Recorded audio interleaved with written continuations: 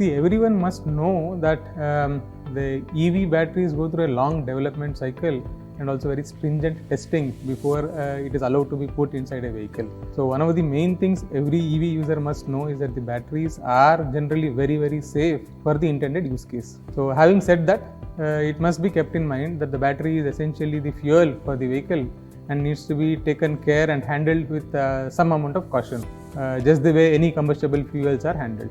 So the main things to keep in mind from a user's perspective is that the batteries need to be charged only with the chargers that the OEM provides, as well as all the instructions for charging has to be adhered to. This is one of the main things to take care.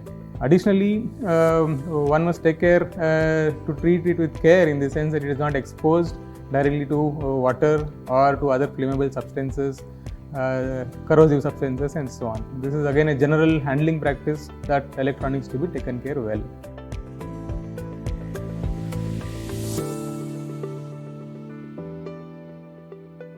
See, in spite of the best efforts in terms of the technology and the engineering behind a battery, in certain boundary conditions and in very rare situations, the situation can get into an emergency. And in these situations, the main sequence to look at is that how to ensure that the personal safety of the user, then the safety of the people around, and then next the safety of the vehicle. So this is the priority in which we would expect people to respond to an emergency situation. So if it is an early stage of emergency, meaning the battery has become very hot, or if there is a bulging of the battery observed, in these cases it is recommended that the user tries to isolate the battery, keeps it in an open ventilated area, and then uses any available firefighting materials like sand or water to bring the situation under control. But if the situation has gone beyond and then it has become escalated into either a smoke or a fire situation, then it is best to ensure that the vehicle is isolated away from any nearby other flammable substances. User moves away and for his own personal safety, and then calls in professional firefighting agencies to help take the situation in control. And meanwhile, the user can ensure that there is no secondary fires caused, because once a battery gets into a fire situation, it pretty much typically till it burns out, the fire will continue, and in that cases it is important to ensure that no secondary fires are happening because of other flammable substances which come nearby. So this is how people can respond to emergency situations.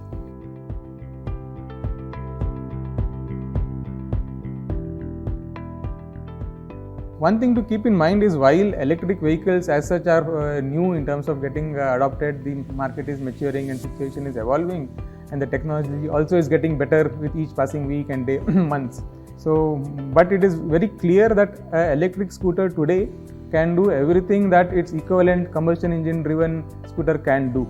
So in that sense, there is nothing in terms of a realisticity in expectation that everything can be done the way people have been doing. The only one point that the users will need to keep in mind is that the lithium ion chemistries which are used currently have a boundary condition that it should not be discharged beyond 60 degrees. This is the typical temperature at which it gets to get too hot to handle, so to speak. And similarly, in terms of charging, it is not allowed to charge a lithium battery beyond 45 degrees Celsius.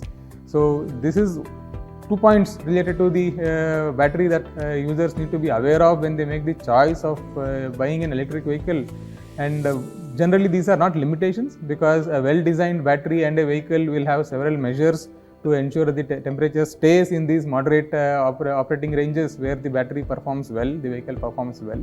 And there are also, in some cases, when the situation gets on the boundary conditions, there are a lot of sensors in the vehicle which can monitor and ensure that there are actions taken to bring the situation into good condition. For example, just like how mobile phones, if they get too hot or if the RAM gets overloaded, become slow. Similarly, derating strategies are employed on the vehicle to ensure that the battery does not get too hot.